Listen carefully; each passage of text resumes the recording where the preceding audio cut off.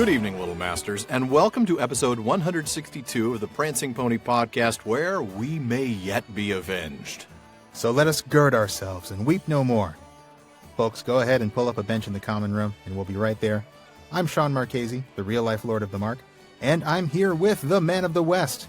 Who doesn't know Hart's Tongue from Whortleberry? Alan Sisto. No, that's true, but do you, Sean? Oh, I do, but only because I looked it up in Flora of Middle-earth. Oh, cheater. But I'm getting ahead of myself. We'll be there soon enough. For now, I'm going to let time-traveling Alan introduce the next segment. Well, today we're bringing you another new installment of The North Wing. Barlaam Butterbur had a room or two in the North Wing at the Prancing Pony Inn, made special for hobbits. Well, this is our place, made special for some of our listeners, to give us a chance to get to know them. Now, rooms at the North Wing are a little hard to come by these days, so only our patrons at the Bombadil's Bequest and Círdan's Contribution tiers are eligible. So if you'd like to be one of the next patrons to join us, be sure to check out patreon.com/prancingponypod. Yeah, please do. We've got a waiting list right now for the North Wing, but we'll get to all of them as soon as we can, and we'll make room for more if necessary. Well then, folks, why don't we go ahead and welcome tonight's guest to the North Wing, Jim Buckman. How are you doing? Doing fantastic, Jim. Thank you. We're doing well, Jim. How are you tonight? I'm doing very well, although I should have realized when I made reservations for these rooms, which were made special for hobbits, how low the ceilings would be. I've been banging my head against the decorative beams overhead. I had to drag the three beds together in order to make something that I could lay down on for my nap. On the plus side, the portions at dinner were very generous. Oh, yes. That's what they specialize in here. It's true. Yeah. Our kitchen is pretty phenomenal. There's no doubting that. The beds are tough, though, but that was good ingenuity putting three together. Yeah, the bolsters were kind of crudely stitched together. Looks like you had some kind of problem here a while ago. We had some trouble recently. A bunch of bolsters got slashed in the middle of the night. Yeah. Some rough stuff. Some problems with the locals and some of the not so locals, but you know. What happens in Bree stays in Bree. We don't tell anything. That's right. Well, that's good to know. When the ale is flowing freely, you never know what's going to happen to the bolsters at the end of the night, you know? That is absolutely true. That the ale has been uncommon good here, I can tell you that. That it has. Glad to hear it. Well, Sean, let's go ahead and get this thing started here, shall we? All right, very good. Well, Jim, why don't you start by telling us a little bit about yourself? Where are you from? What do you do? What do your loved ones think of all this Tolkien stuff you're so into? You know, do they think you're a total nerd? Are they into it too? That sort of thing. Well, I'm an IT specialist at the National Weather Service. Have been for about the last 14 years or so. I've done a lot of stuff with them for the weather radio, the broadcast that you hear, and also for the monitoring stations that forecast the weather at like 122 sites. And then for the last 8 years or so, I've been working with the tsunami warning systems there. Oh, okay. So that's me. I mean, both a developer and a software designer. Now, my wife, Kathy, is a nurse at Johns Hopkins, and my daughter is very active in local politics. She's very engaged with the Tolkien stuff and really enjoys that we do this stuff together. We went to Maithmoot 2 years ago. We're going to go again this year. Oh, wow. Kathy indulges me on it. She's not. She'll watch the movies when they come on, but she's glad that I have something fun to do. There you go. But she knew what she was getting into 26 years ago when she married me. By that time, I'd probably read Lord of the Rings about 8 times. Nice. Well, the question that we ask everybody who comes to the Prancing Pony, and you've heard this before then, is when and how did you first discover Tolkien's works? What was your experience like, and why do you keep coming back? Well, the first time I ran into Tolkien would have been The Hobbit, the TV movie. And at least I understood there was something called The Hobbit. I'd seen people carrying the book around. And the main thing was the annoying song that kept on coming up, which spoiled some of the adventure, but otherwise the adventure seemed fairly intriguing. And then in college, I happened to buy a set of The Hobbit and The Lord of the Rings for $5 from somebody. And I'd heard ahead of time from some people, friends of mine, that there's a scene where, the hobbits are walking through Mordor, starving to death as they're approaching Mount Doom. So a little bit of a spoiler going into it, unfortunately, but I started reading it, and I got so wrapped up in there that I had to read it straight for about 3 days before I got the whole thing done. And the thing was, I was a freshman in college, 1979, and I didn't understand the concept then of cutting class. It seemed like something you just didn't do. So instead, I tried to surreptitiously read it in the back of the lecture hall. Brilliant. Yeah, that worked fine in Calculus 3 when it was a crowded class and I could sit in the back room. It didn't work so well at my writing seminars. Oh, no. No. There are only 8 people in the room, so it was very obvious I was trying to read something underneath the desk. So I got called out for that, and I had to. Then I actually did cut classes to finish the whole thing. But wow. That's the way I get with a book that I'm really interested in. Once I get going on it, it's almost impossible to stop. Yeah. Yeah.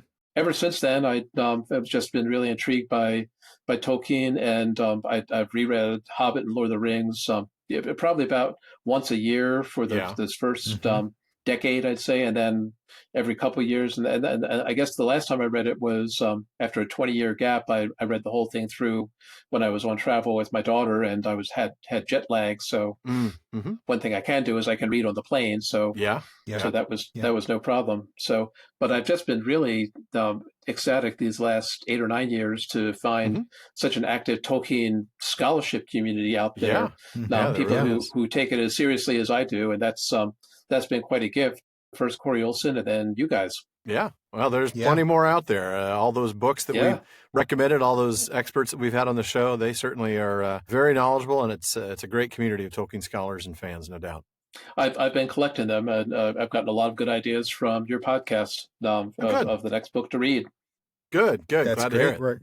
We're glad to help fill out your shelf, and I would say that it's that community that it's really what keeps us, so engaged in it, isn't it, Alan? I mean, it's the people, just all the people out there, and like you said, Jim, all the people who just take it as seriously as we do.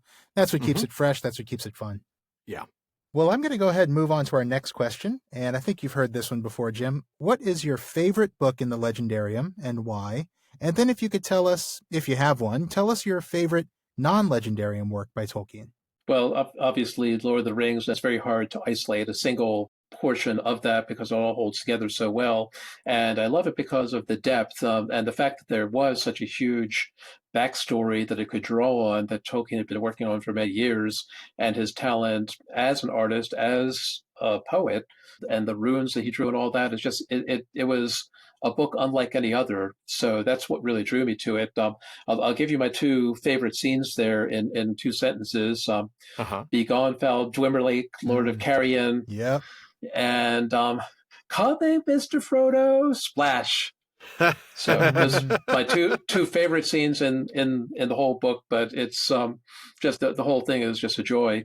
And I have to say though, I kind of messed myself up a little bit with a spoiler in that when I got to the end of the 2 Towers, I was so incredibly anxious to find out what happened to Frodo that I skipped all the way up to the beginning of book 6 so that I could read that first chapter. So I kicked myself because then I missed the big reveal when you get to outside the gates of Mordor and the mouth of Sauron hands over the relics, and so like, oh my gosh, they caught Frodo. And then, of course, I knew they hadn't caught Frodo. And I kind of knew that they hadn't because, like I said, the friends had spoiled it for me by saying starving in the desert. And I hadn't gotten to that point yet. It hadn't happened, Right. Yeah. But it was kind of a surprise that I deprived myself of. But apart from that, I love the books so much. Non-Legendarium, I've got to say, even though it makes me feel like an inadequate Father Christmas Letters. Yes, boy, doesn't it? It has that effect job of on that. all of us. Yeah.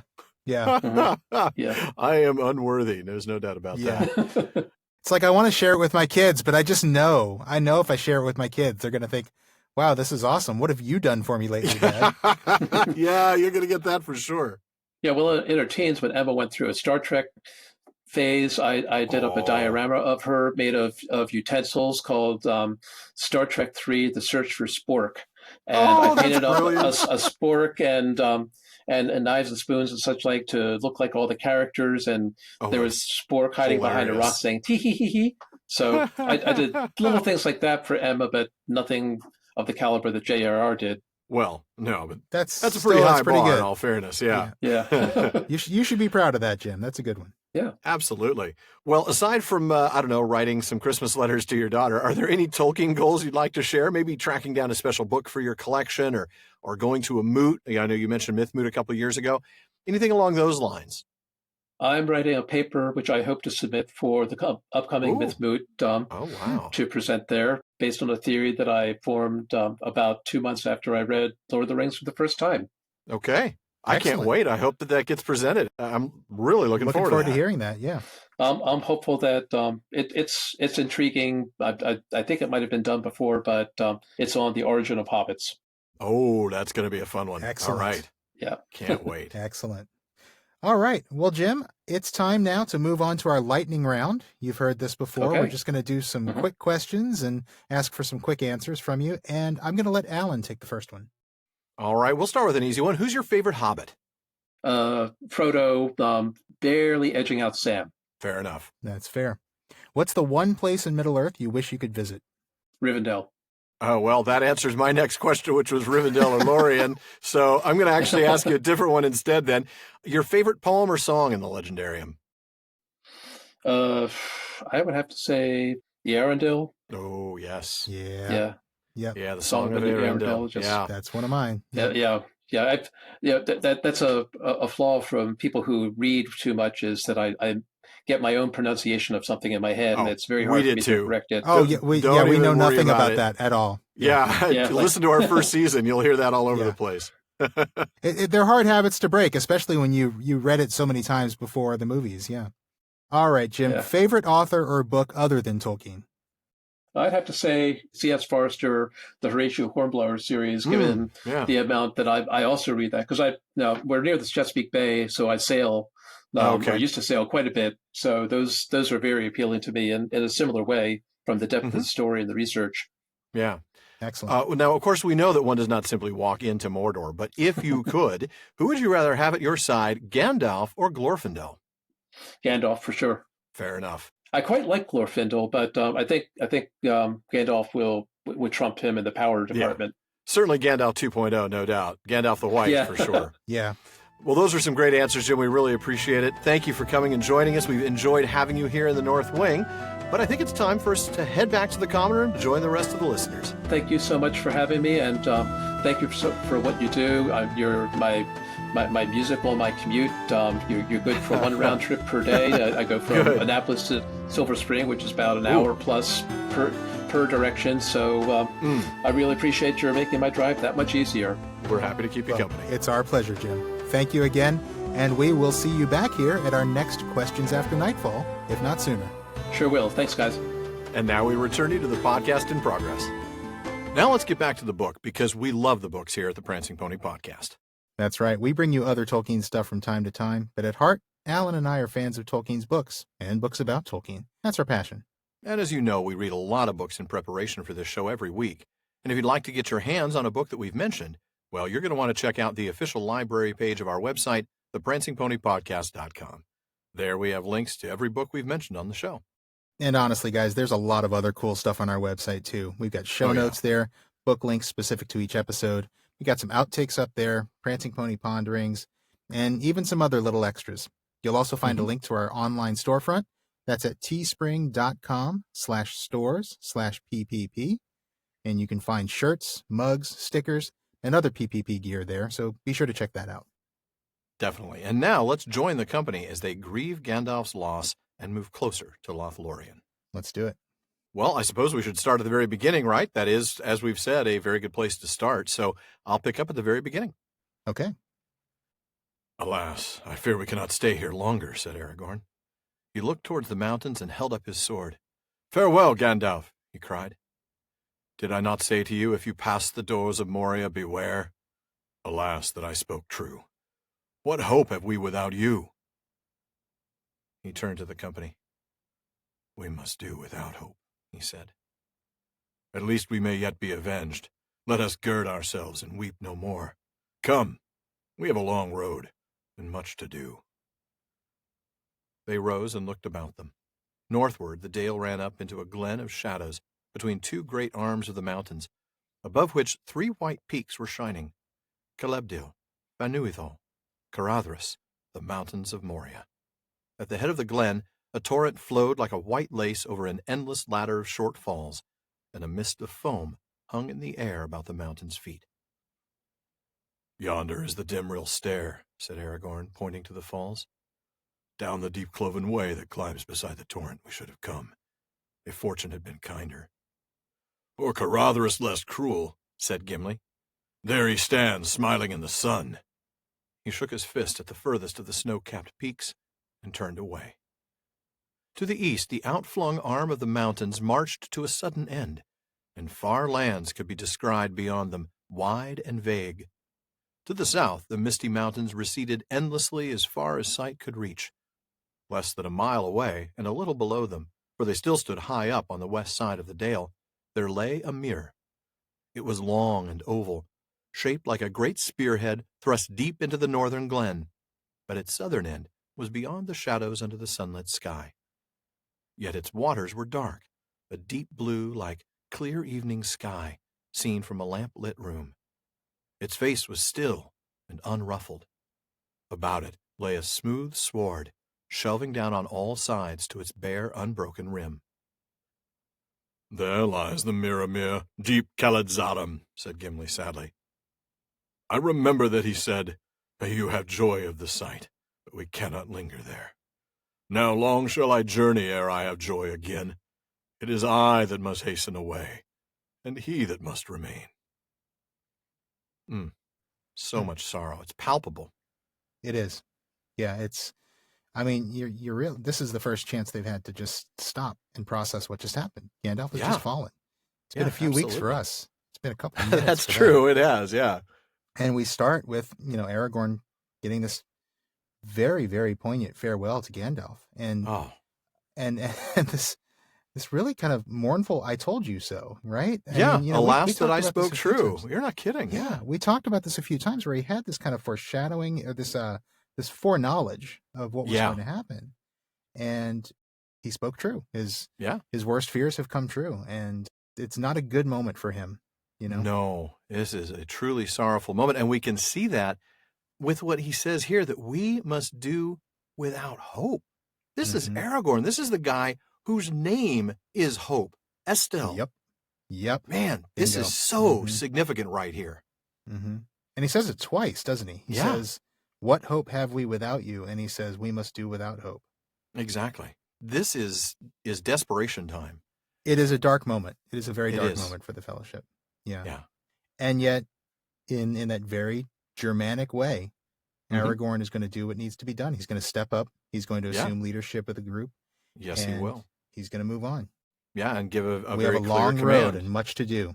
Right. We got to stop crying. We got to gather ourselves, gird ourselves, and stop our tears. We got to get moving. And there's something I really like about this. At least we may yet be avenged. Yeah. That may be the only thing we can do right now, but let's at least move on and do what we can. I wonder what he means by avenged. They're not going to go back in and kill the orcs that were part of this attack. No. And to their mind, of course, the Balrog perished with Gandalf. Yeah, I don't think he means avenged in quite such a literal way. I kind of think he means avenged against evil, making Gandalf's death mean destruction of the ring would be a form of vengeance in that sense. That's exactly what I'm thinking he's going for. Yeah, just completing let's the make mission. Let's make it count for something. Let's at least avenge it in the sense that we're going to accomplish his mission, despite the attempts of the forces of evil to stop him from doing so. Gandalf will not have died in vain. Exactly. I'm not dead yet. Gandalf will not have been mortally wounded in vain. Sorry. Then he's down there going, "I feel fine." Okay. I feel better. So happy. All right, let's go on. Can't you just take care of it for us? Anyway. All right. The description of the Dale is pretty amazing, right? I mean, it's so clear. You can really see this, especially if you've ever been in the mountains yourself, high up in the mountains where you're looking down on kind of the way the mountains go down into the lowlands and then where you can see those lakes and things like that. This is a stunning description. And Tolkien had been in the mountains.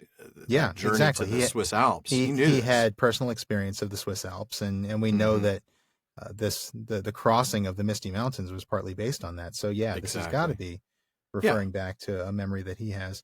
He's got a strong visual here in mind for sure. I think it's a very satisfying moment that they're actually able to turn back and see those three white peaks from the other side. Because remember, finally defeated them. Finally defeated them, and it cost them a lot. Yeah. So it's a very Pyrrhic victory here, but there's something very satisfying about we finally gotten to the other side. With the Hobbit, when we read The Hobbit, we talked a lot about these moments of boundary language, this liminal language, talking about boundaries. That's right. Crossing of boundaries. And there's a very strong boundary crossing here as they're looking back over the mountains. Is. Yeah. Yeah, no doubt about it. And of course, the flip side of that is, yes, they've gotten across, but they can't go back any more than they, you know what I mean? Yeah, they can't. They have to go forward. It's the beginning of exactly. the next step. That's exactly it. It's not going to be, not that it was ever going to be easy to turn back, but now it's really, really not possible. Genuinely impossible. Back. Right. Yep. Yeah. And of course, they point out where they should have come down. Gimli does his personification of Caradhras again. Still blaming it. I know. Shaking his fist at the mountain. Get off my lawn. He's kind of the angry old dwarf here. Yeah. It's interesting. I wanted to kind of draw your attention to this distinction, right? We talk about Gimli's personification, but look at what Aragorn has said. We would have been coming down that other way if fortune had been kinder. Mm-hmm. So there's really a very different viewpoint. Gimli does see this as kind of the way we've talked about it, right? The idea that there's an evil will, an evil malice here in Caradhras. And Aragorn, I don't know if he doesn't see that, but he sees the whole thing as part of fortune, part of fate, part of what was supposed to happen, what was going to happen. And this is part of the road that's laid for them, is the way Aragorn seems to see it. Yeah, and it's very different. Yeah, that seems like a very medieval way to see it. It does, definitely. Kind of looking at it from that sort of perspective of Boethius and I think you're right. I think it's this idea that this is just something that they have to deal with, whereas Gimli is sort of looking to cast blame. To blame. Yeah, he is. Cast blame on the mountain. Yeah. Yeah. But then we get the sight of the Mirror, don't we? Yeah. And really beautiful, beautiful description. Long and oval, shaped like a great spearhead thrust deep into the northern glen. Right. I guess I probably should take a moment here to talk a little bit of word nerdery on Mirror. Well, you're our resident word nerd, so yes, I might as well. Yeah, might as well. So it's basically the word mirror, which is probably pretty obvious, and it'll be obvious why it's got that element in it when you see it.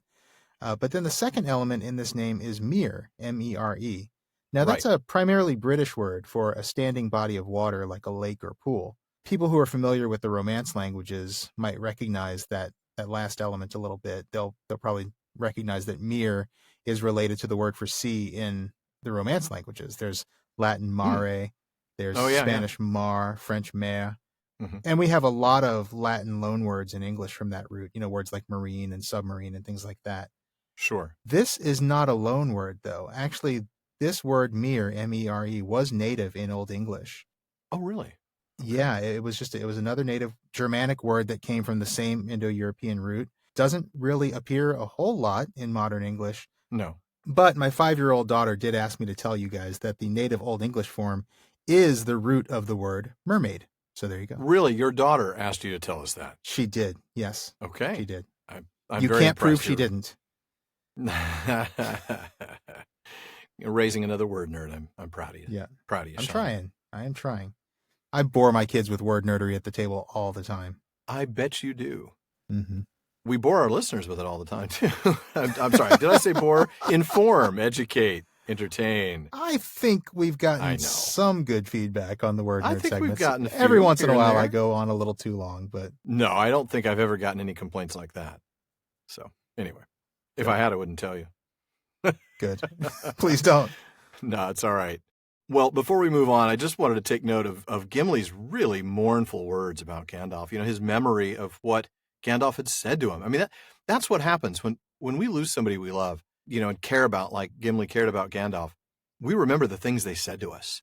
Yeah. And here is Gimli saying, I remember that he said, may you have joy of the sight of Mirror.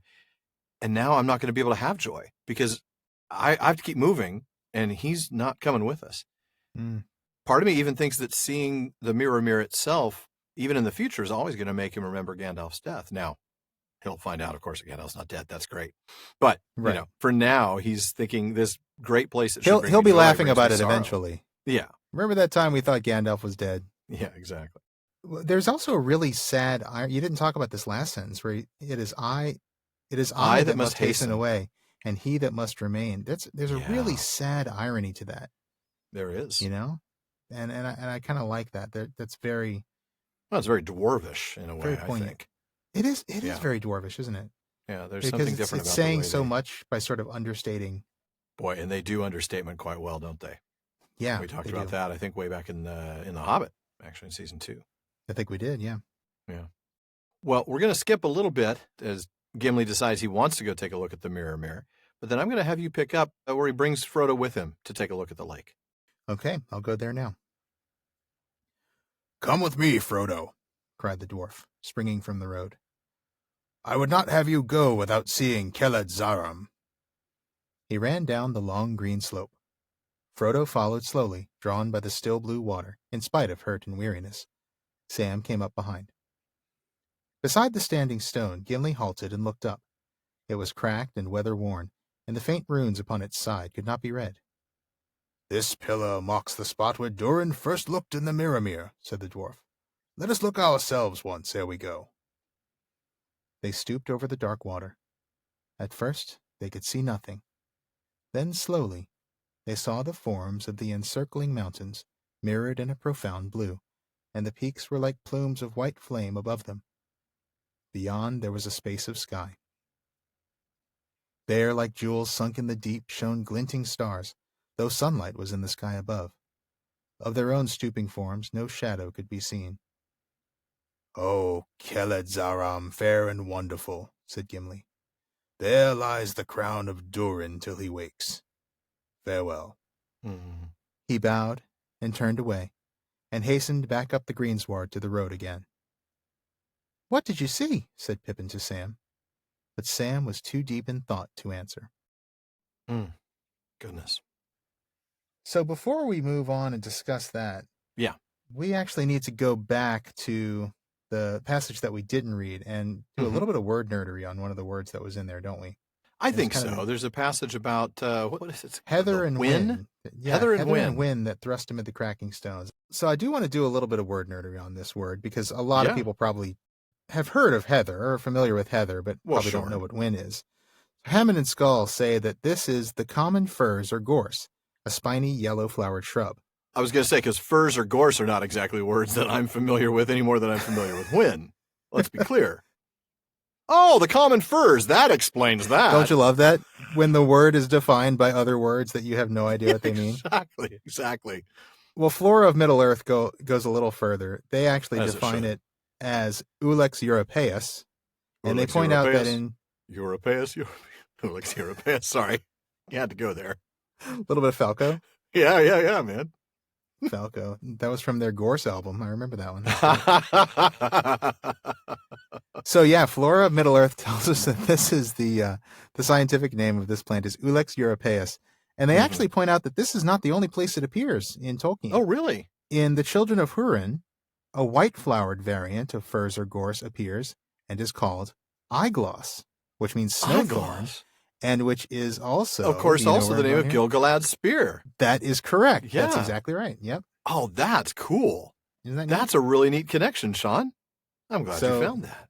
Well, yeah, thanks to Flora of Middle-earth, thanks to the Judds. But yeah, that was really cool. So we know Eigloss was the name of that spear, but it's actually the name of a plant, and it's related to this. Of the white flowered version of the white version of this, whereas this whin would be a yellow version. Yep. Yeah, because telling me that it's furze or gorse tells me nothing whatsoever. I just want to repeat that. That was really what? Yep. So also, before we get into that passage, let's talk about something else we skipped. The description of this old road, these ruined stoneworks, the cracking stones, the great paved way, the ruined works of stone next to the path, and then, of course, Durin's stone itself. Oh, Gimli's been waiting to see this thing, hasn't he? Yeah.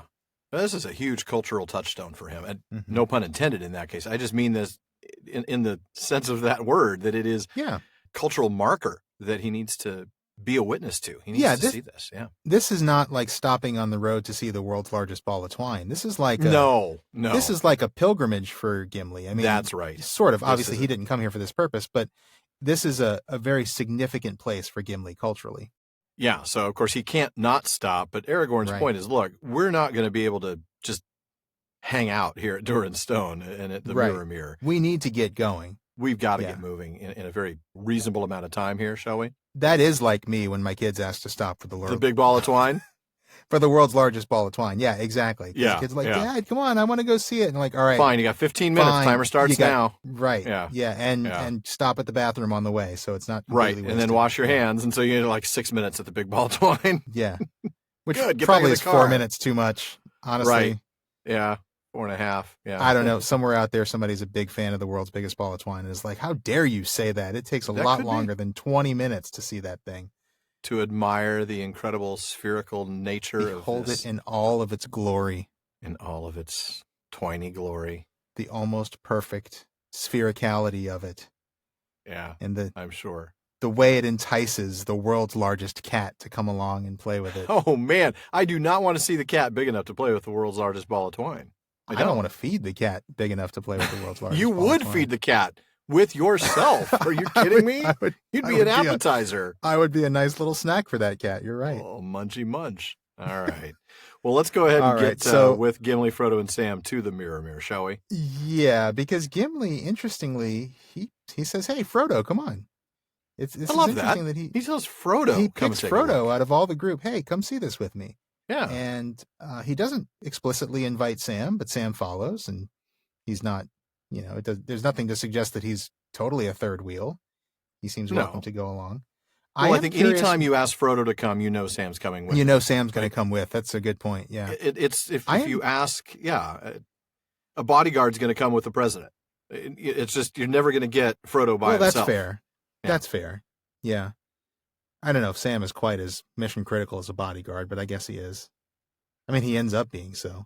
Well, yeah, I was going to say he absolutely becomes mission critical, doesn't But at this point, like, nobody knows he's going to play quite such an No, important that's role. True. No, that's good. But yeah, but Sam I am kind of follows. Curious.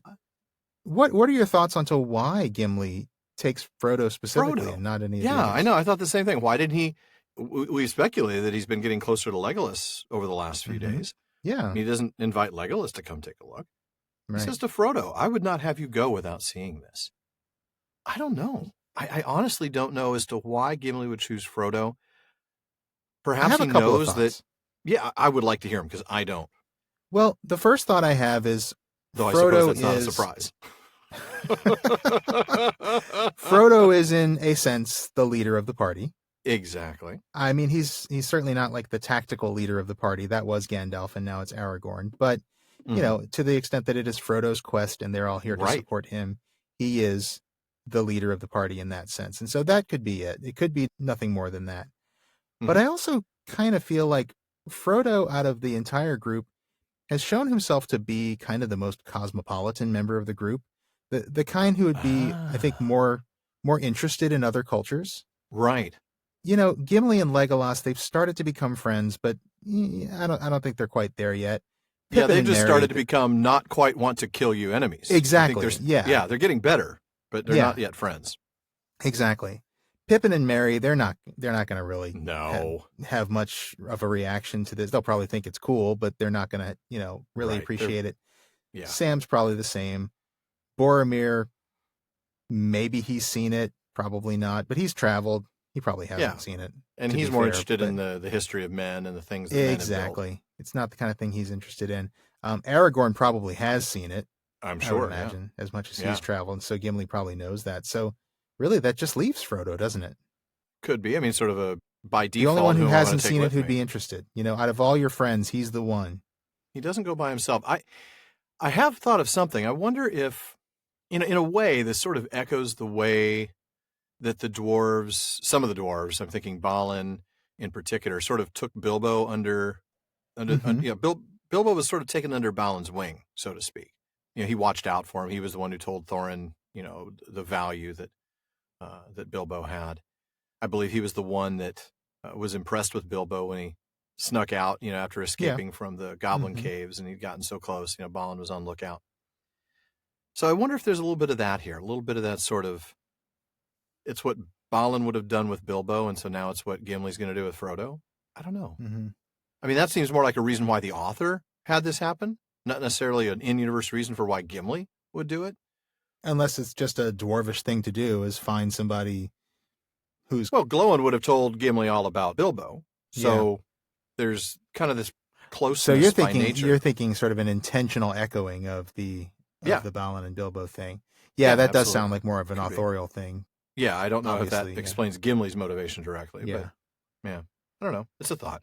It could just be that dwarves like to take friends along. You know, maybe they are. They're very social people. They're very social people. Yeah, I think they can be.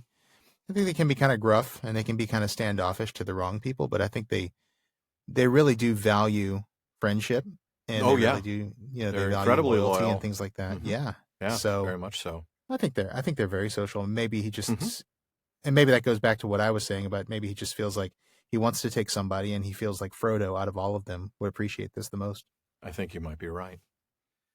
I like that he ran down the long green slope. He must be exhausted.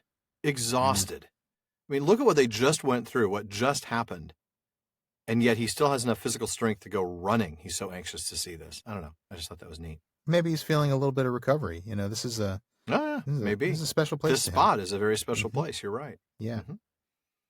I love what we see when we actually see the stone. It's cracked and weather worn. It's got these ancient runes that are they're faint. They can't even be read because they're so old. The they're erosion. so worn down. Yeah. Yeah. That's really cool. That really is. And then they go look in the mirror just as Durin did. Right.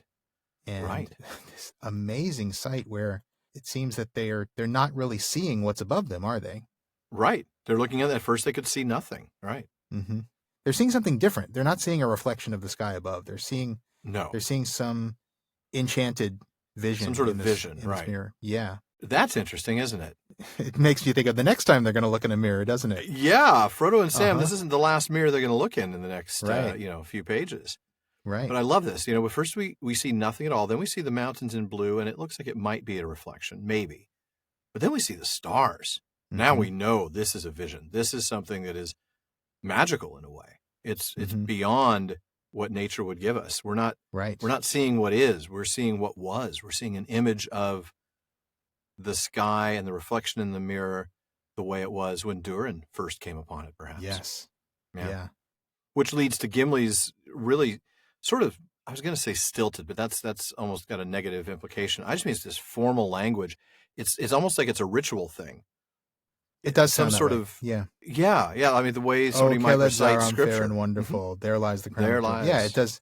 It's almost like an invocation, or a prayer or something. Yeah. Really, just a neat moment there. Yeah. And then he bows and he's done. Yeah. And then there's this really, really wonderful moment as they're coming back to the group. Pippin asks Sam, "What did you see?" And Sam just can't answer. No, too deep in thought. Which, for Sam, that's something.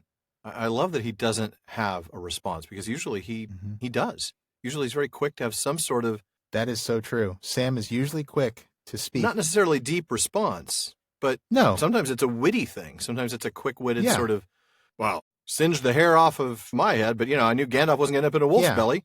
Yeah. That sort of thing. Sam tends to think out loud a lot. He does. And... Oh, man, I'm more like Sam than I thought. And I don't, it's not like much. It's not like he says, it's not like some people where they, they say things they shouldn't say. You don't get that from Sam, but he does really think out loud. He's kind of always saying what's on his mind. Processing. And the fact that he's not saying anything here, that's significant. That really is significant. This is a transformatory moment for him. Mm-hmm.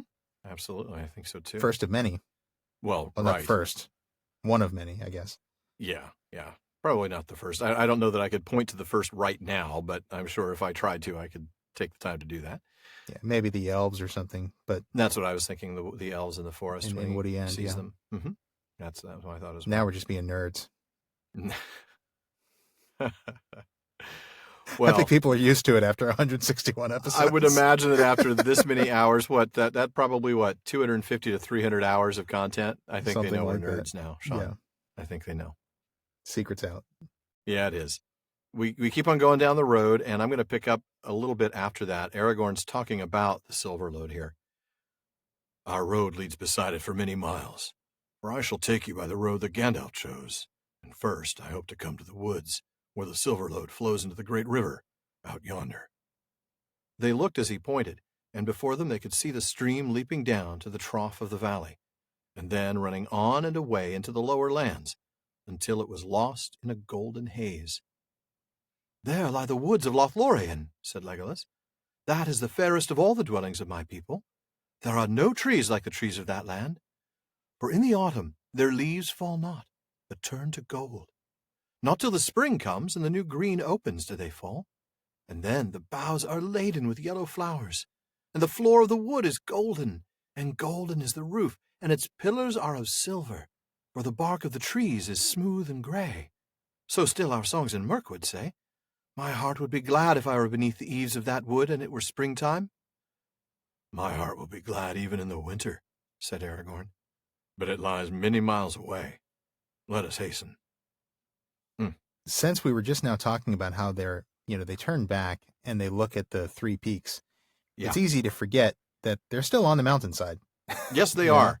That forest is a long way off. Yeah. Yeah. So they've got to take this descent down the mountain. Mm-hmm. And that's the first thing they're going to do, moving quickly downwards. Right. And we didn't read this word, but there is a little bit of word nerdery. I'm going to take a bit here and there. The word freshet, right? From which a freshet fell over a stone lip. Okay. That's just a rush of fresh water. So it's a very small trickle, streamlet. It's the beginning of a river, perhaps, but it's just a small rush of water. Gotcha. And then we see Gimli actually identifies it for us, doesn't he? He says this is actually the spring from which the Silverlode rises. Right. So that's what that is. And he gives this interesting warning: don't drink of it. It's too cold. I like cold water. I do too. It's still liquid, so it's not below 32 degrees. That's not really. That's not true. You could have moving. If it's moving, it can be a little lower than that. I forget. Well, I guess that's true. Yeah, but still, icy cold water. Maybe go for some of that on a hot day. Go after being a little chased by bit. orcs and balrogs. Yeah, it's not like it's not like it's gonna freeze your throat instantly. It's not like drinking liquid nitrogen, right? Yeah, I know. Do not drink of it. It is liquid nitrogen. But okay, you got me. I won't do it. I guess maybe he's worried they'll get sick or something. I don't know, but yeah, I don't know. I would think some icy cold water would be pretty tasty right about now. It's how you like your beer. I don't like my beer icy cold. No. Okay, you don't. Okay, maybe Gimli doesn't either. Maybe that's his thing. No, I got to go like mid-40s Fahrenheit for my beer. Yeah. Fair enough. Some of them in the 50s. Really, the temperature... Okay, now we're really digressing. The temperature matters between 40 and 50? Does. You can tell the difference? Yeah, certain kind of beers you do want to drink a little bit warmer, like about 50 degrees. Wow. Yeah. As opposed to I could 40. digress on this for a long time. Don't get me started. No. Yeah. Wow. My goodness. Okay. Yeah. So in the drinking game for our Discord listeners, do they drink when you talk about drinking? That's what I want to know. They should. Maybe we should put that in the drinking rules. All right. We should. So we're going to move on to Aragorn's plan. We get the sight of the golden haze off in the lowlands, and then we get Legolas's description. Which is just absolutely gorgeous. Oh, isn't it? That's why we chose this passage to read, for sure. Yeah. Well, now let's talk a little bit about the name, Lothlórien. Mm-hmm. So, in the Unfinished Index, Tolkien translates this as both Lórien of the Blossom and as the Dream Flower. As Hammond and Skull point out in discussing this, the name contains two Sindarin elements: Loth, which means flower, and Lórien, which folks will remember, is the name of the place where Irmo lives in Valinor. Right. He is, as the Silmarillion tells us, the master of visions and dreams. That's right. Now, we get a bit more about the history of the names of this place in Unfinished Tales, as is honestly so often the case. In the history of Galadriel and Celeborn, there's a footnote from Christopher Tolkien that explains Lorinand was the Nandarin name of this region, afterwards called Lórien and Lothlórien, and contained the Elvish word meaning golden light, valley of gold. The Quenya form would be Lorinande, the Sindarin Glornan or Nan Laur. Both here and elsewhere, the meaning of the name is explained by reference to the golden malorn trees of Lothlórien, but they were brought there by Galadriel. And that footnote actually goes on pretty extensively beyond that. Christopher goes on to explain that the name Lorinand is said to have been itself a transformation, after the introduction of the Malorns, of a yet older name, Lindorinand, Vale of the Land of the Singers. Since the elves of this land were in origin Teleri, there is here no doubt present the name by which the Teleri called themselves, Lindar, the Singers. From many other discussions of the names of Lothlórien, to some extent at variance among themselves, it emerges that all the later names were probably due to Galadriel herself, combining different elements. Laure, gold, Nan, valley, Ndor, land, Lin, sing, and in Laurelin Doranan, Valley of Singing Gold, which Treebeard told the hobbits was the earlier name. I was going to say that's actually the easy way to remember how to pronounce it, is just to say it like Treebeard.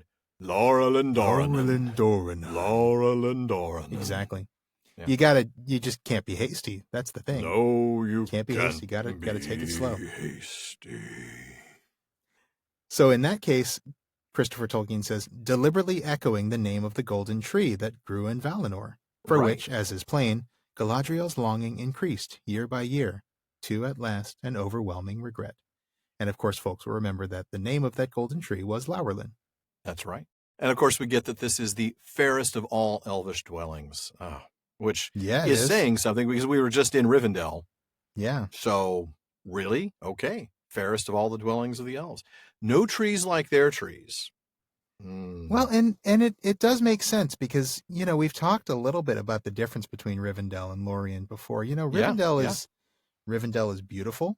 It is, it is certainly a very elvish and enchanted place, but sure. When you think of Rivendell, you think about it being the place with all the lore. You think of the library, you think the lore, of and you think of it being homely, right? The last homely house. It's a gathering place. It's a social place. Yeah. Which Lothlórien, let's face it, is not. Lothlórien is, this is the perilous realm. This is This is a place that is, this is fairy on earth. Yeah. Mm-hmm. Fairy in Middle Earth, I guess. Well, right. And so, I think it does make sense that it would be the fairest of all elvish dwellings. Mm-hmm. But tell us a little bit about these trees. The trees. No trees like their trees, which I love.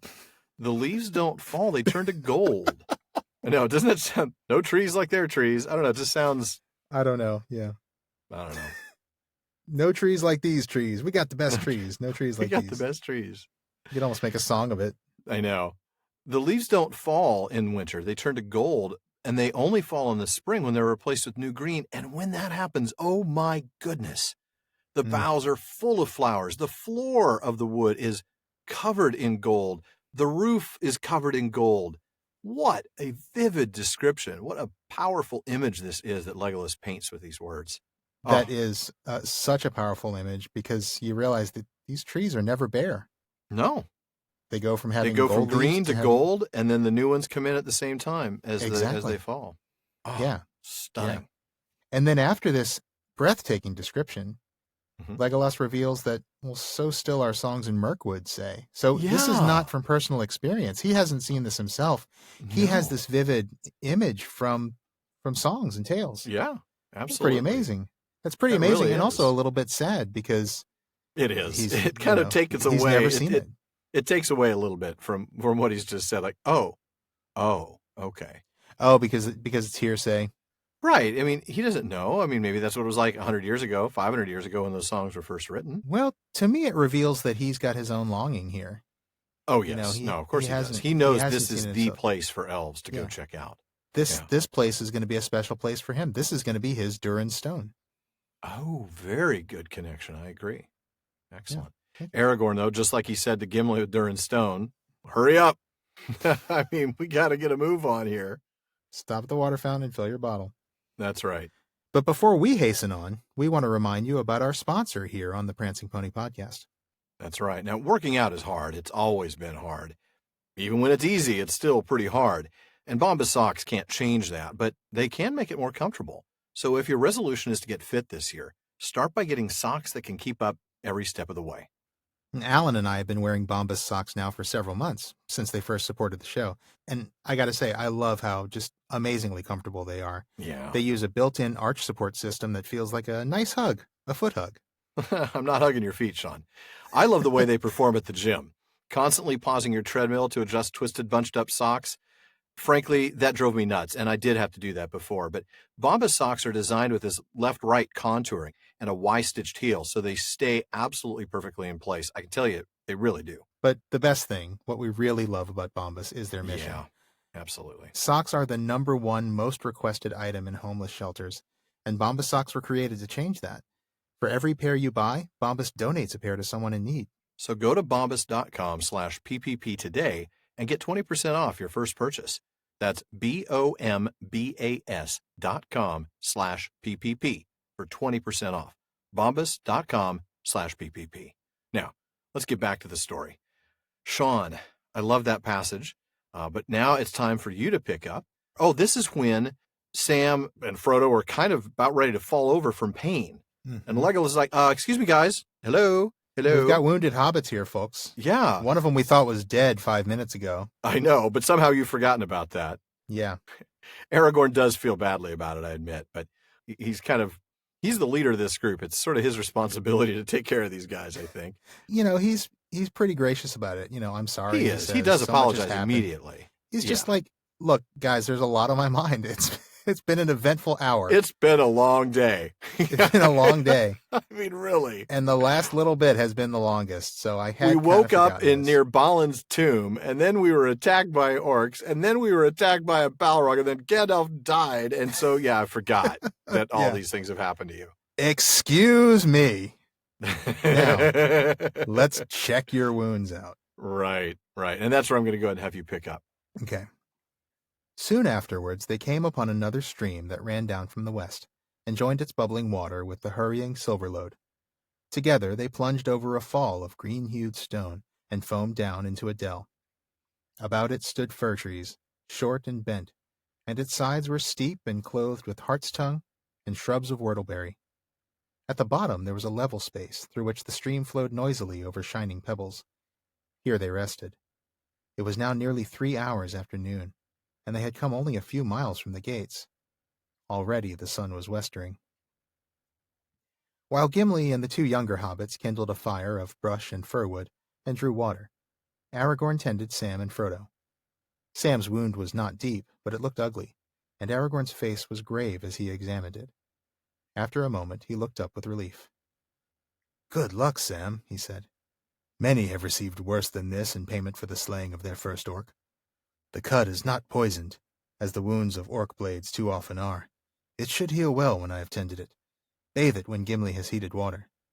I'll just point out before we move on, which is why it would have been nice if you'd tended it earlier. I'm just saying. Well, It should heal well when I've tended it, which I could have done an hour ago. Well, but they didn't have hot water, so, No, that's true. They only had the icy water that they aren't supposed to drink. That might have smarted a little bit. All right. Sorry. Go ahead. Back to your reading, sir. All right. He opened his pouch and drew out some withered leaves.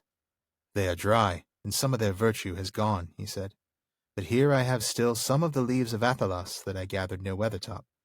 Crush one in the water, and wash the wound clean, and I will bind it." Usually when somebody opens a pouch and dries out some withered leaves, I'm going to walk away. I'm not interested. I don't want to know what it is. I don't want to have it in my possession. I don't want to be seen with it. No, I don't care what state we're in. I don't care if it's less than an ounce. I don't want anything to do with that. I am moving on. Come on, man. Just crush one in the water. It's fine. All right. It's okay. Just wash your wounds clean. There you go. Well, let's talk about this. So, like we said, Frodo and Sam start to lag. They got no food combined with this fast pace and their, injuries, which, I mean, let's face it, Frodo's injuries would have been pretty severe. Sam. The hammer and the anvil, right? Right. The hammer and the anvil. We'll talk more about it when we get to this next section. But yeah, his injuries are got to be pretty nasty, internal injuries for sure. And Legolas is the first to notice. I like that. I don't know. It's not Boromir. It's not even Merry and Pippin. It's Legolas who notices. Yeah, I think there's something nice about that. There's a fellowship moment there because Legolas is excited now because they're getting close to Lothlórien, but he's still paying attention to his friends, what's going on around him. And Aragorn, to his credit, we're giving him a little grief a moment ago, having some fun with it, but he does immediately go back. He brings Boromir with him. He apologizes to Frodo very sincerely. Well, yeah, and listen to this, though. "I am sorry, Frodo," and he explains, "all this has happened. I've forgotten you were hurt." And Sam, too. I mean, talk about an afterthought. Well, I can just see Sam rolling his eyes. "Thanks a lot, Aragorn." Yeah, that's true. But, I mean, Frodo was the one they thought was dead. Well, right. That's true. And Frodo's the ring bearer, so I know. I'm just poking fun there. Oh, and Sam, too. Because he always kind of feels like an afterthought sometimes to these other people. Yeah. Well, just like when he tagged along to Durin's Stone. Right. Oh, yeah. And Sam, too. Yeah. But Aragorn, again, we know Aragorn is in a rush. We know that he's right now he's dealing with a lot. He's been thrust into this leadership position.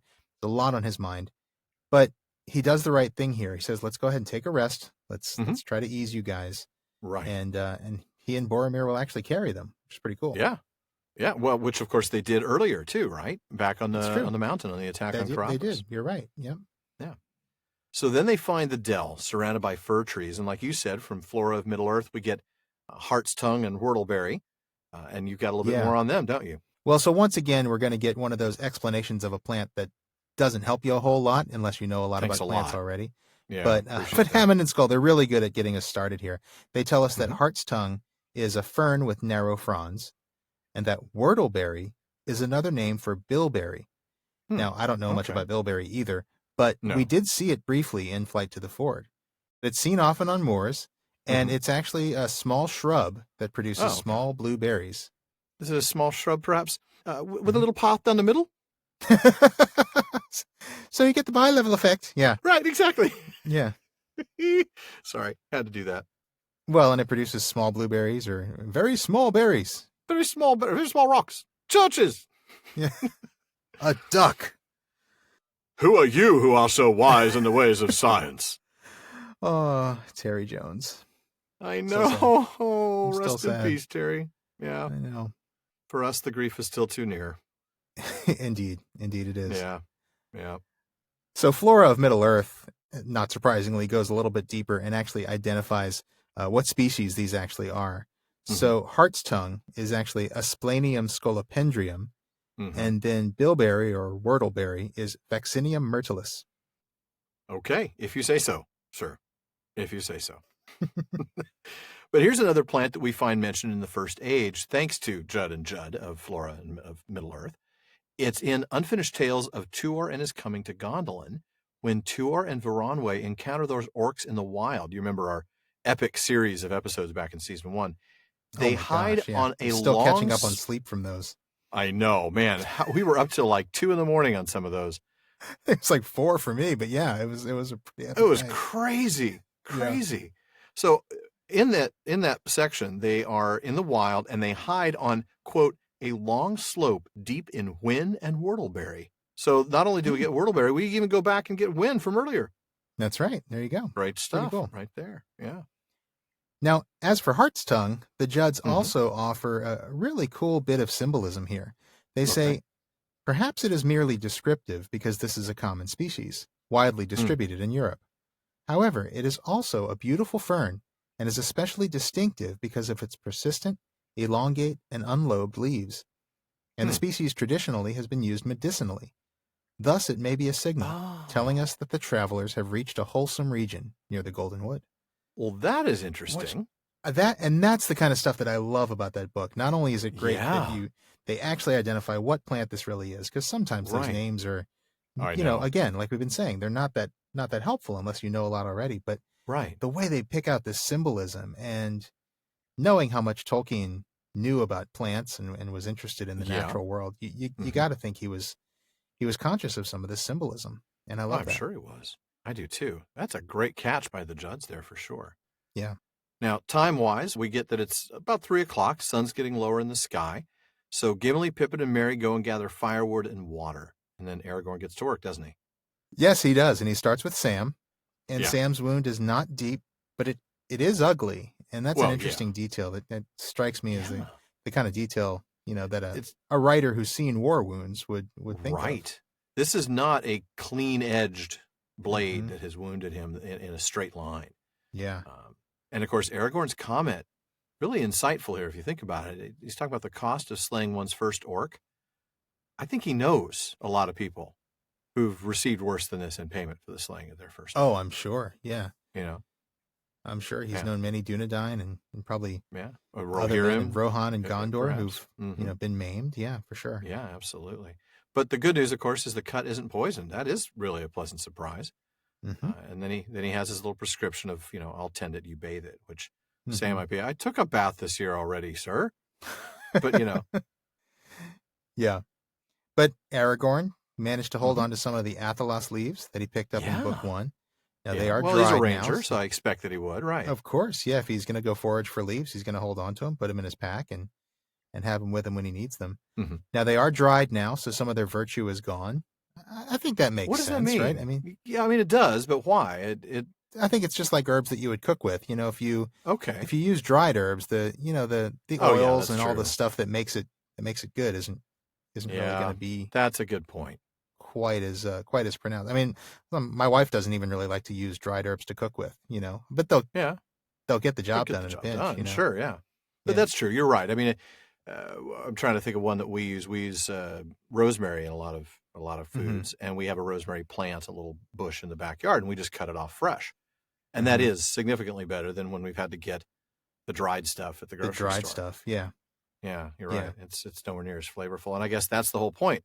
Athelos here, it does have some healing properties, but a lot of it, as we'll see, really is that fragrance. It really is what it gives off in the scent. Exactly.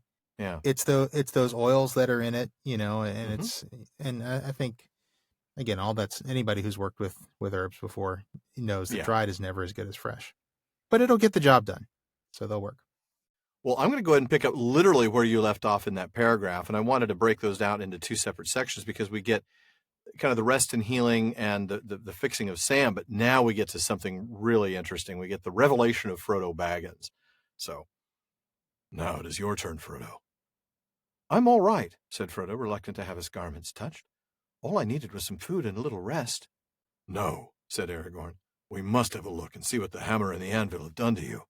I still marvel that you were alive at all. Gently he stripped off Frodo's old jacket and worn tunic, and gave a gasp of wonder. Then he laughed. The silver corselet shimmered before his eyes like the light upon a rippling sea. Carefully he took it off and held it up, and the gems on it glittered like stars, and the sound of the shaken rings was like the tinkle of rain in a pool. Look, my friends, he called. Here's a pretty hobbit skin to wrap an elven princeling in. If it were known that hobbits had such hides, all the hunters of Middle-earth would be riding to the Shire. And all the arrows of all the hunters in the world would be in vain, said Gimli, gazing at the mail in wonder. It is a mithril coat, mithril. I have never seen or heard tell of one so fair. Is this the coat that Gandalf spoke of? Then he undervalued it. But it was well given. I've often wondered what you and Bilbo were doing so close in his little room, said Merry. Bless the old hobbit. I love him more than ever. I hope we get a chance of telling him about it.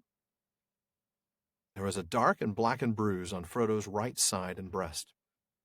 Under the mail, there was a shirt of soft leather, but at one point the rings had been driven through it into the flesh. Frodo's left side also was scored and bruised where he had been hurled against the wall. While the others set the food ready, Aragorn bathed the hurts with water in which Athelos was steeped. The pungent fragrance filled the dell, and all those who stooped over the steaming water felt refreshed and strengthened. Soon Frodo felt the pain leave him, and his breath grew easy, though he was stiff and sore to the touch for many days. Wow. All right, let's talk about this, because this is really fascinating. This is a great moment. I love this moment. Yeah. You start with, all right, your turn, Frodo. And Frodo does not want Aragorn to touch him. He's just like, nope, I just need some food. Nope. Just Don't need some rest. me. Nope, nothing to see here. Yeah, that's right. Move along. Nothing to see here. Yeah, move along. Aragorn insists and literally begins to take Frodo's clothes off. I'm not waiting for you to take your jacket off. I'm not sure that's okay, but all right. I know, that might be...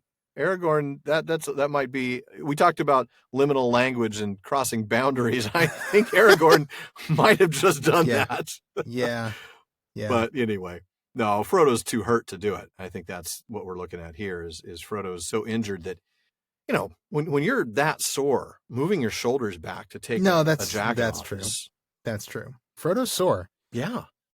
So Aragorn, he gasps when he sees it, and then he laughs. And I love how Tolkien doesn't directly, we know what it is, but he doesn't tell us until after the gasp and after the laugh. Mm-hmm. Then we see the silver corselet, and we get that wonderful. It's a great reveal. Yeah, it is. It's a great reveal, and you can see it. We do know it's there, but it's kind of, he drags it out as long as he can, which is awesome. I would love to see that dragged out more in cinema. I think the moment was okay, if I remember correctly. It was more like, he starts to open the shirt. I think we should see Aragorn's face for 5 or 10 seconds before we see the mithril. I'd Yeah. love to see that sort of drawn out and they laughing.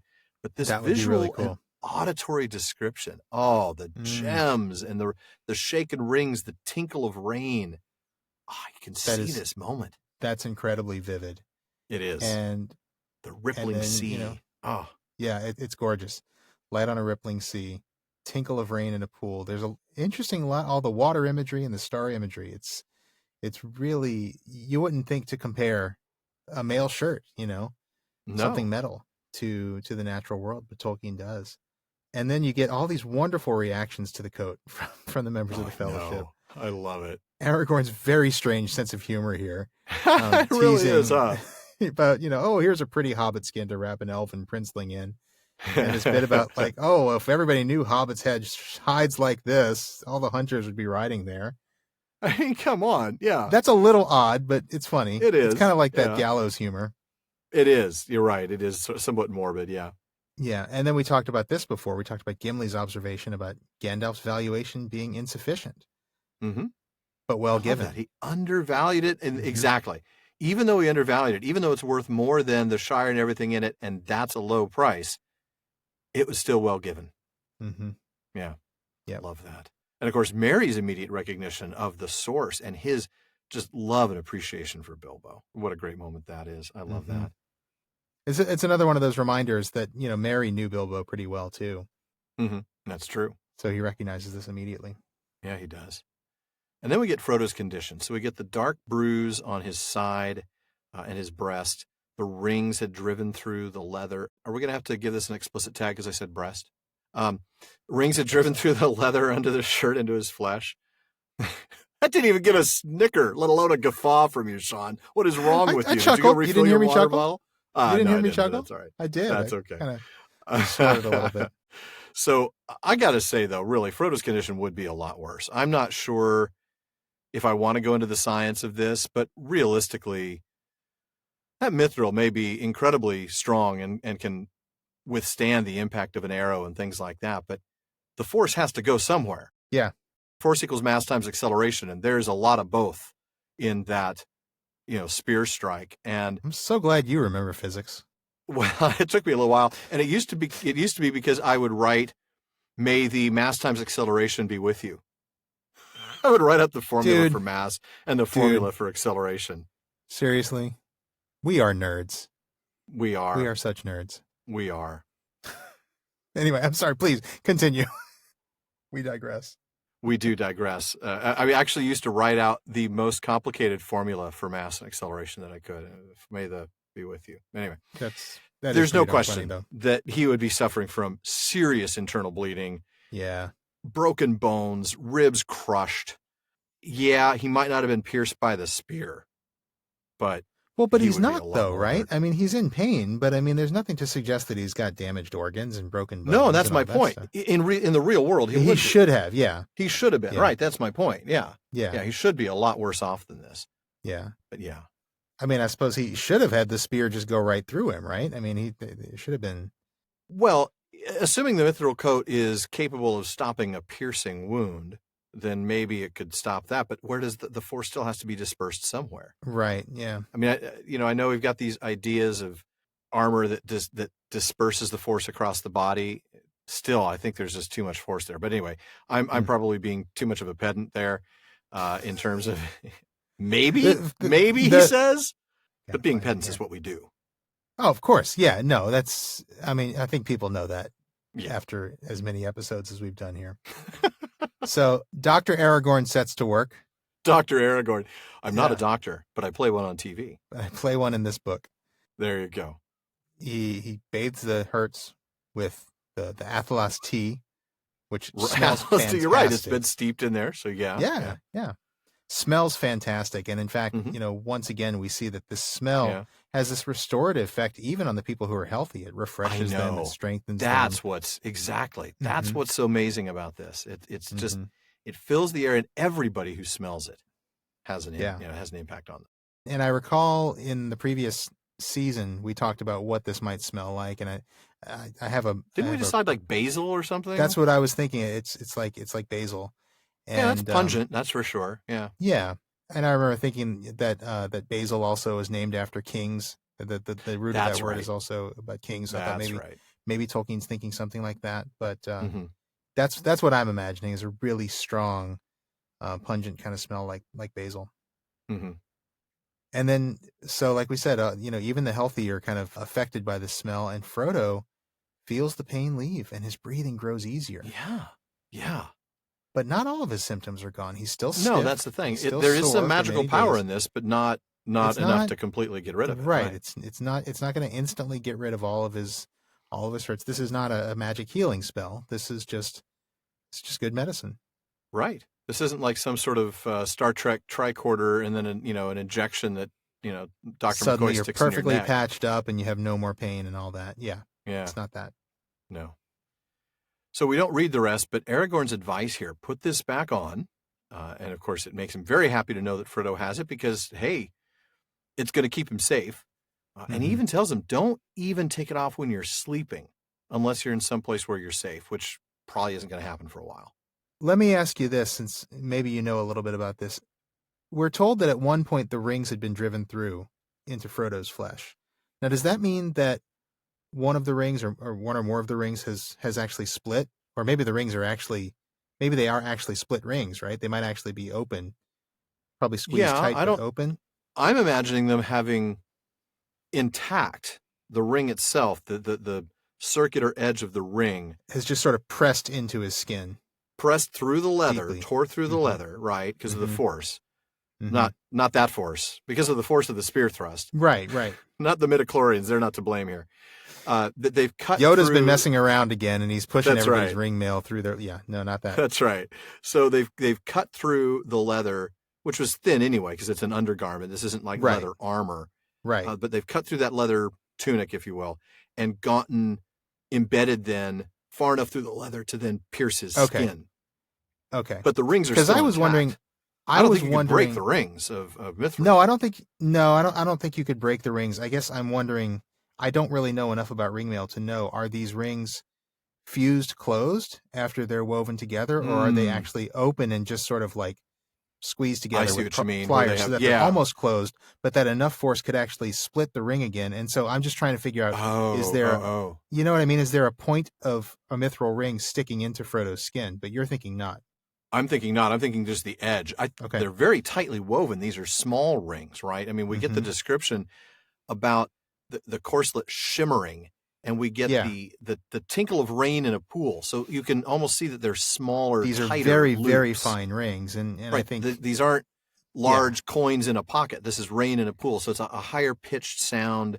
It seems to me like these would be smaller rings. Yeah, so maybe I was just curious what's happening there, because I've been struggling with whether the ring has actually been pushed open by the force and is actually poking Frodo. I don't think so. I think it would take a lot more twisting force to tear one of those rings in a bend like that. Okay. I think we're looking at so much force that, imagining a series of these rings woven together, and then a point of force like the spear tip hits them, and it drives that whole set of them maybe like an inch or two it pushes in diameter. It pushes the whole weave of rings into Frodo's towards flesh, the leather, and the ones that are being pushed the most actually pierce the leather itself until they get so there's a hole in the leather. There's a hole in the leather, but the mail, the woven rings have just sort of pushed into Frodo's flesh. Okay, that makes sense. I don't think the rings themselves would be bent and like all askew. I think maybe we'd see that here. They'd be talking about the damage. Well, and that's why I'm trying to understand what the sentence has been driven through it into the flesh. Like, is it actually into his flesh, or is it into the flesh? If anybody else listening has different thoughts, and I'm sure there will be plenty of people who probably make armor. And we know we have actual armor crafters we do have in some our audience. People who make mail in our audience. So I'd love to hear from some of them. I'm trying to figure out, is Frodo going to be walking around with, is his armor going to be poking him now a little bit? No, that's the thing. I don't think so. It doesn't seem like it does it? No. This is a state where they got pushed through the leather to the point where they're embedded in the skin. And now that they're pulled out of the leather, they're back to normal. Yeah, that makes sense. So, all right, Sean, I'm going to go ahead and have you pick up a couple paragraphs later. All right. All right. It was dark. Deep night had fallen. There were many clear stars, but the fast-waning moon would not be seen till late. Gimli and Frodo were at the rear, walking softly and not speaking, listening for any sound upon the road behind. At length, Gimli broke the silence. "Not a sound but the wind," he said. "There are no goblins near, or my ears are made of wood. It is to be hoped that the orcs will be content with driving us from Moria, and maybe that was all their purpose, and they had nothing else to do with us, with the ring. Though orcs will often pursue foes for many leagues into the plain, if they have a fallen captain to avenge." Frodo did not answer. He looked at Sting, and the blade was dull. Yet he had heard something, or thought he had. As soon as the shadows had fallen about them, and the road behind was dim, he had heard again the quick patter of feet. Even now he heard it. He turned swiftly. There were two tiny gleams of light behind, or for a moment he thought he saw them, but at once they slipped aside and vanished. "What is it?" said the dwarf. "I don't know," answered Frodo. "I thought I heard feet, and I thought I saw a light, like eyes. I have thought so often since we first entered Moria." Gimli halted and stooped to the ground. "I hear nothing but the night speech of plant and stone," he said. "Come, let us hurry. The others are out of sight." "I have the ears of a fox." It's kind of what I keep hearing when I hear this passage, Yeah, we're getting to that moment soon, aren't we? We are. But, his whole thing about, or my ears are made of wood, and, Yeah. there's nothing but the night speech. But we know he's not. He says that right before we get the dwarf breathes so loud we could have shot him in the dark. Yeah, in exactly. the movie, and we're about to get that in the book, not in this episode. We are. All right, let's pick up a little bit before the point where you read. They're climbing back onto the road as the sun begins to sink. So remember, we talked about it being 3 o'clock in the afternoon when they got to the dell. So now we're significantly later into the early evening. But Sam and Frodo are feeling better, and now they're able to keep up. And then we get to your moment where it was dark. Deep night had fallen. Clear stars, no moon yet. And Gimli and Frodo kind of lag behind, don't they? Back. Yeah, they're just, getting a chance to talk a little bit. Gimli says there's no goblins near, or my ears are made of wood. And that's, like I said, I kind of think that's inspiration for ears like a fox. Could be, yeah. He points out that, the orcs may be content with just driving us from Moria, but there is the fallen captain. And then my question is, Gimli's question here, did this have anything to do with the ring? Let's speculate about that for a little bit. They don't really know. They certainly hope not. No. Well, and that goes back to the question that we talked about a few episodes ago about, is the Balrog and all the orcs of Moria, are they all in league with Sauron? Right. Or not? And are they free agents, so to speak? Are they allied with, but not under the command of? We don't know. And I think where we landed on the Balrog, if I'm remembering correctly from a few weeks ago, is that they would have been aware of each other. The Balrog and the orcs would have been aware of Sauron. I think actually some of those orcs had actually been sent by Sauron to populate Moria. Right. But being where they were and being the kind of creatures they are, they probably weren't really controlled by Sauron. How could they be from that distance, right? Yeah. From a distance, and certainly the Balrog wasn't controlled by Sauron. I don't know that Sauron could have controlled the Balrog. I think he probably was trying to use it as a weapon, but I can't imagine that Sauron was really all that able to control it. No. And I'm sure the same goes for the orcs. And remember that Sauron didn't really tell even his rank and file orcs about the ring. None of them really knew about the ring. He would send them on these missions, and they wouldn't always know exactly what they were going after. I'm thinking of like the Gladden Fields, right? The orcs didn't really know anything about Isildur having the Sauron's ring. very unlikely to tell them, oh, by the way, Yeah, you know what? All my power, it's concentrated in this little tiny thing that would totally fit on your finger if you found it. Right. If you find it, can you bring it back to me, please? He's not going to say that. No. So are they tied to the ring? I would probably say no, they're not. I think this was just general malice. But we do say that the ring has an effect on evil things, doesn't it? It kind of draws them out. It draws them, absolutely. And so while I think it's very unlikely that they were consciously searching for the ring, which I think addresses Gimli's concern, they probably were attracted to it in a way that even they didn't really, understand. Yeah, like iron particles to a magnet, yeah. There you go. Yeah. You're all about the physics tonight, apparently. I don't know. Yeah. It's great. My son would be impressed. My life is complete. I'm impressed a 7-year-old. That It's makes all me so about happy. impressing my son. Yeah. But So yeah, they're more likely to pursue because of the fallen captain than because of the yeah, ring. yeah, and so this prompts Frodo to take a look at his sword Mm-hmm. and see if Sting Well, is let me actually check my glowing. handy dandy orc detector right here. Yeah, yeah. Mm-hmm. And there's no light, so that means that there's no orcs following, but he does think he's Right. heard something. Yeah. And he says that he's been hearing this since Moria. And sorry, Pitter patter of little feet. Thank you. The pitter patter of little feet. Something Oh, has they followed have a them. golem. Oh, look at it, golem. He's so cute. It's a golem, folks. There's a birthday party I'm not going to. What color cake do you make for a It's a golem gender reveal party? Oh, that's a scary thought. Maybe it's pale and Yeah, just like a gray. pale yellowish green, sort of a Yeah. just a it's just why something not? disgusting. Yeah. Like maybe like little chunks of things in it, sort of Ew. just kind of gross. Ew. So nobody wants to eat it. Oh, it was a golem. Well, we were hoping for a girl, but it's a golem. But Nobody it's a eat the cake. golem. Oh well.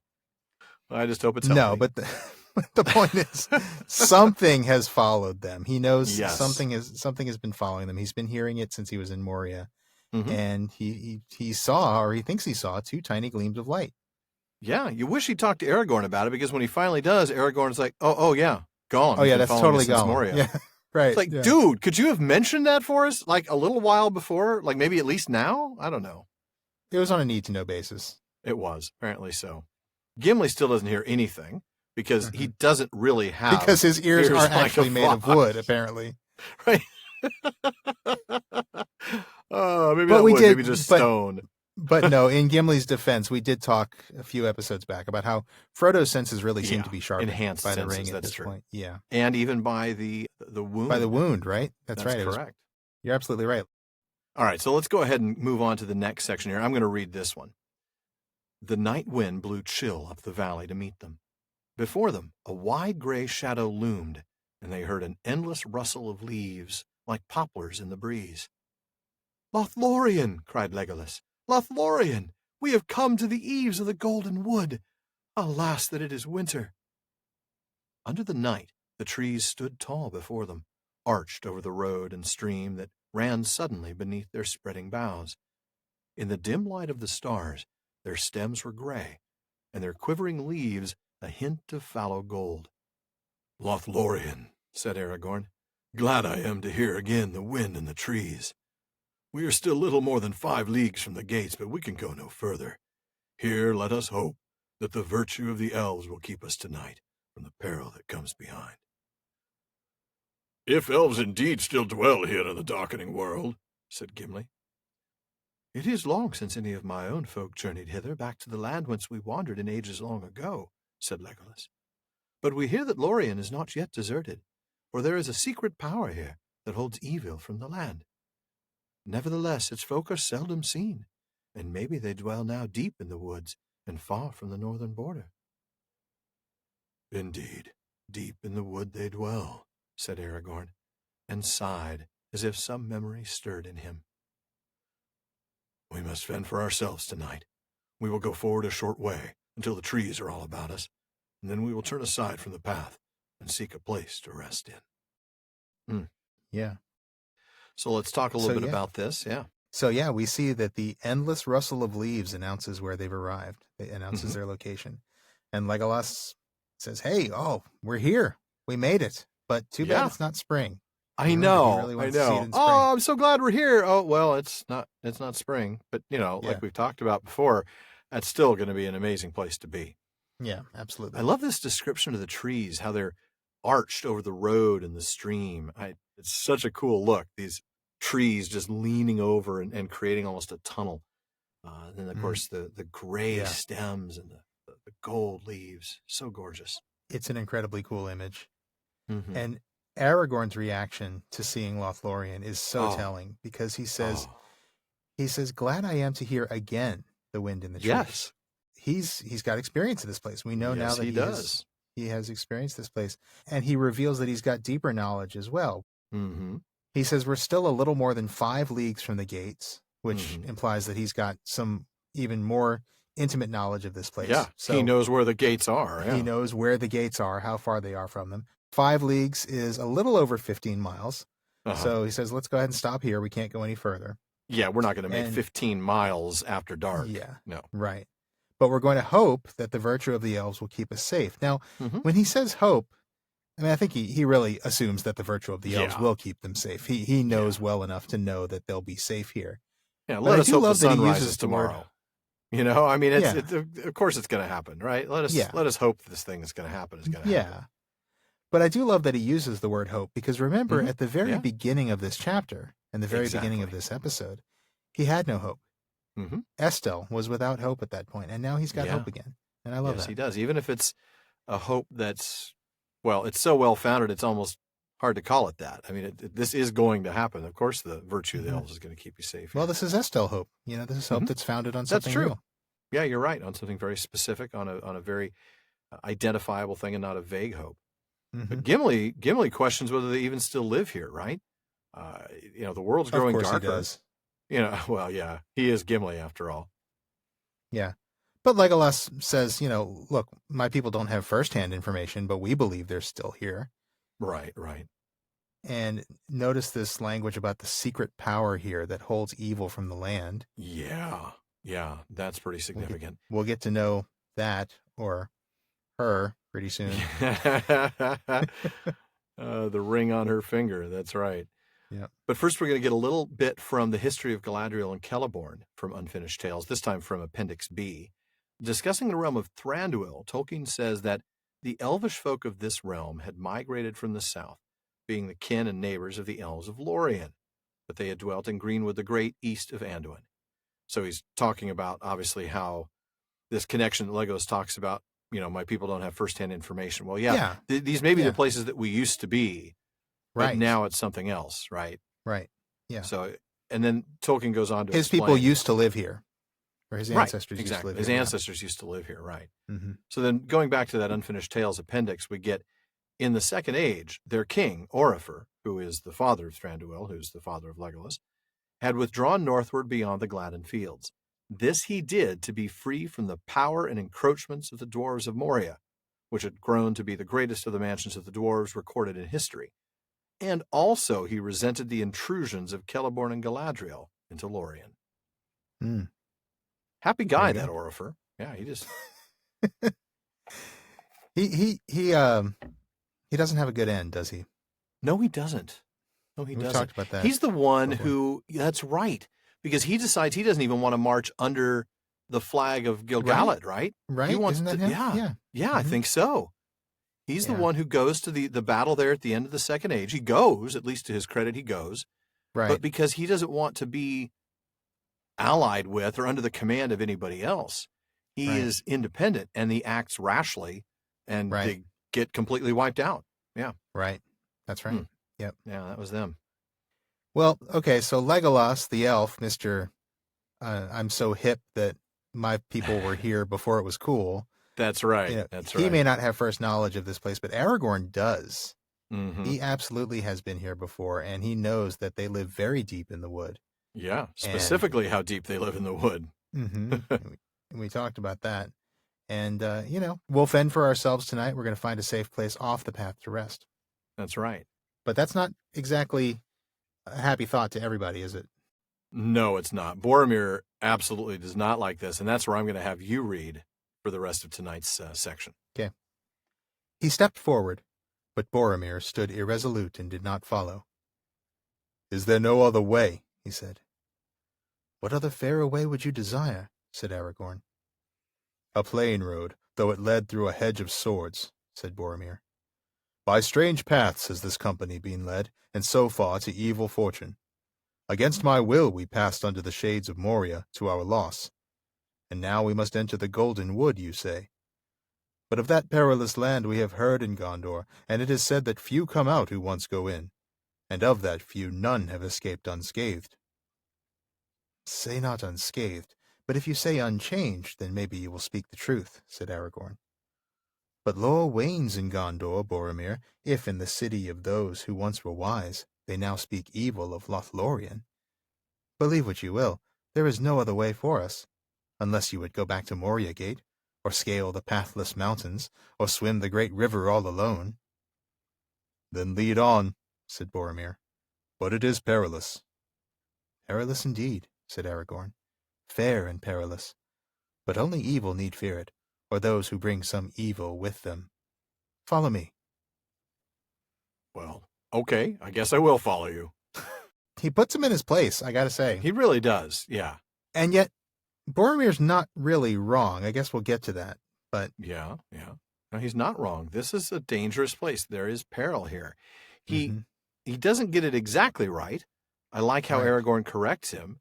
Unscathed isn't the word, but unchanged is the word. Mm-hmm.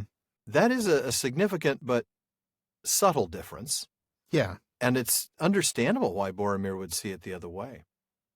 Well, and it's interesting that he uses this word perilous, because this is a word that's pretty significant in Tolkien, isn't it? Oh, yeah. I mean, and on fairy stories, Tolkien says fairy is a perilous land. Right. And then, of course, we get the wonderful title of that compilation of works that Brian Sibley put together called Tales from the Perilous Realm. Right. Yeah, so it is a perilous land, absolutely. And I guess we'll get a chance to discuss this in more detail in 2 more seasons when Sam is talking to Faramir about Galadriel, because there's a moment later on when Sam is talking about Galadriel, and there's a clear callback to this moment. True. Now, we don't have to get into it all right now, but I mean, let's just say that perilous, as you said, it's not wrong. It's just sort of incomplete, sort of misinterpreted. Yeah, like Boromir's misunderstanding of unscathed and unchanged. It's also exactly. It's incomplete. It's misinterpreted. Right, exactly. Yeah. And unchanged would be more accurate. Yeah, I agree. I thought it was interesting that Aragorn says, okay, you were wrong to say unscathed. You should have said unchanged. But look at what Boromir had said right before that. It is said that A, few come out who once go in, and B, the few that come out have all been scathed, right? Nobody. Aragorn doesn't dispute the few come out. Aragorn doesn't dispute point A, does he? That's true. Yeah, he doesn't. I mean, so if they come out, then they just come out unchanged. It's like maybe. That moment when Princess Leia unloads a stream of insults on Han Solo, and Han just says, "Hey, who's scruffy looking? Who's scruffy looking?" I love that line. Yeah. But that's true. He doesn't dispute that part of it. I know. But he does say, look, lore is waning in Gondor. Yeah. And he insults them. Once were wise. The city of those who once were wise.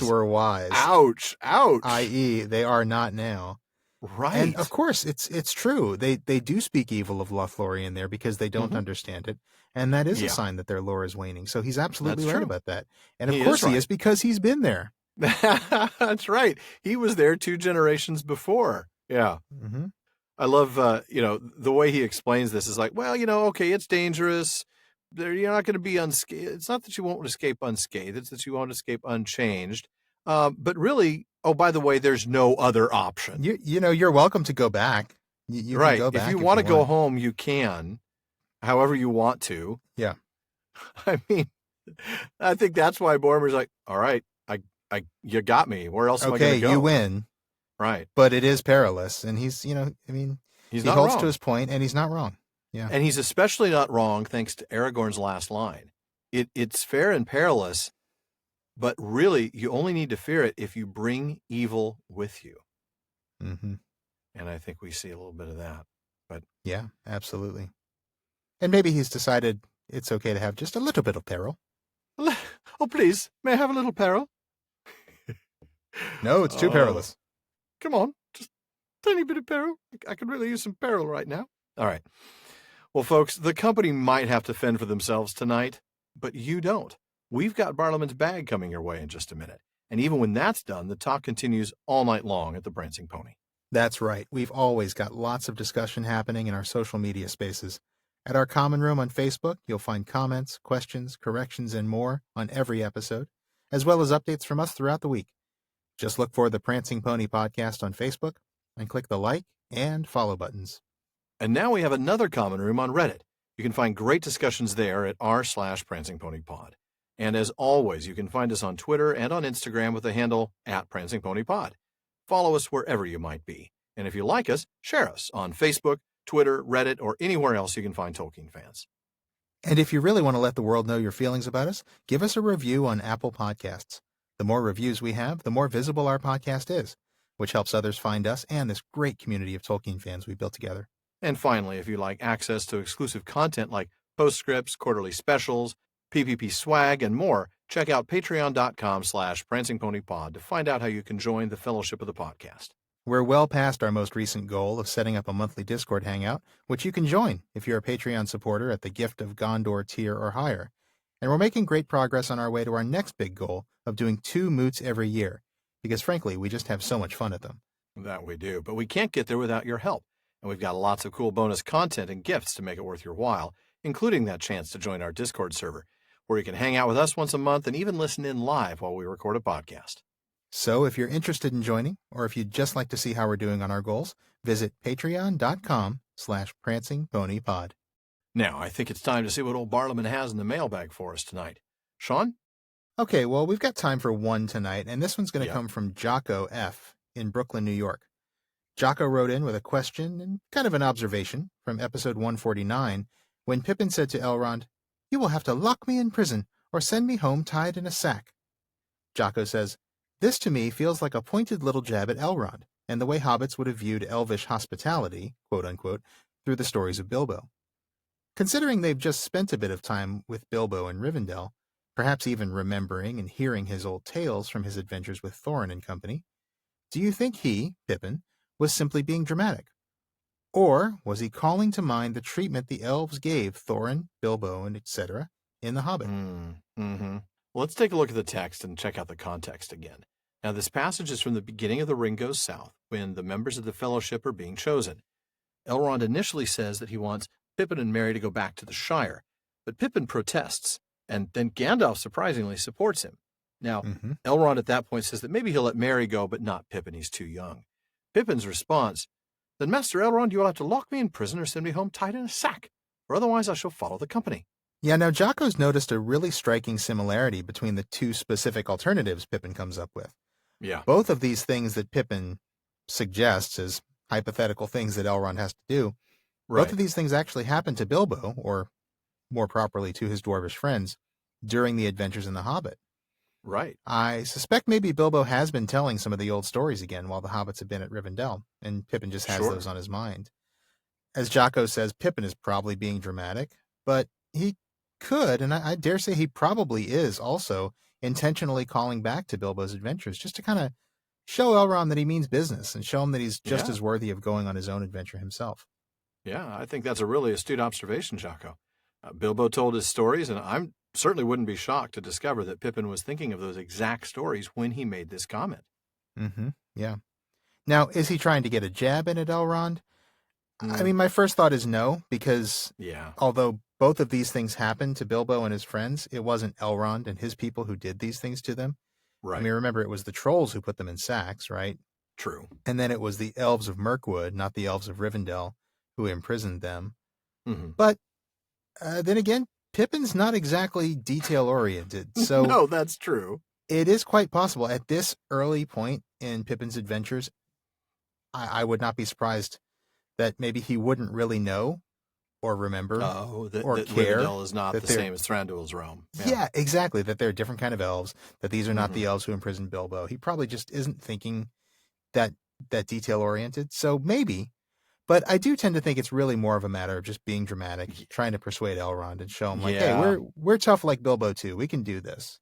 That's right. And that's where I land as well. I don't think there's anything here about him trying to get a jab in. If Bilbo told his stories and Pippin was recollecting those details here, well, he would also have remembered Bilbo's stories of Rivendell and the Tralalalally elves and all of that. Yeah, so true. I think he would have already known the difference between Rivendell and Elrond's people versus these really secretive, kind of nasty elves that live in Mirkwood. So I really don't think he's getting a jab in per se. Yeah, I tend to agree. I don't know how much of a difference he sees. He probably, but he certainly sees some. He certainly feels like he's been treated well since he's been there. So there's really no reason to get a jab in. So yeah, I agree. I'm in agreement. I agree. Well, folks, that wraps it up for another episode of the Prancing Pony Podcast. Now, please be sure to join us again in 2 weeks as we take next week off for Easter, when we cross the Nimrodel and encounter Lothlórien's border patrol. Uh-oh. Do you have Yeah. your papers handy, Alan? Well, apparently all you need is a blindfold. So, Oh, yeah. Blindfold will get you through a lot. yeah, I'm just going to leave that right there. But folks, we As want you to thank should. each of you listening, and we also give a very special thank you to our patrons at the Círdan's contribution tier. Those include DeMay in Alaska, James in Virginia, Tamsin in Minnesota, Chad in Texas, Lance in New Jersey, Paul in Colorado, Jerry in Texas, Bruce in California, Mario in Utah, Seth in Texas, Ella in California, Joseph in Texas, and Kathy from North Carolina. Thank you all so very much. Make sure you don't miss a single episode of the Prancing Pony Podcast. Subscribe to the show through Apple Podcasts, Spotify, or your favorite podcast app. And one last thing, as always, don't forget to send your questions, comments, and most of all, your silver corselets that shimmer like the light up on a rippling sea to Barliman at theprancingponypodcast.com. Barliman isn't even responding to our demands to be punctual with the mail anymore. You're right. It's getting worse, not better. It's getting worse. But we will get back to you as soon as we can. And remember that Yeah. it is not our fault.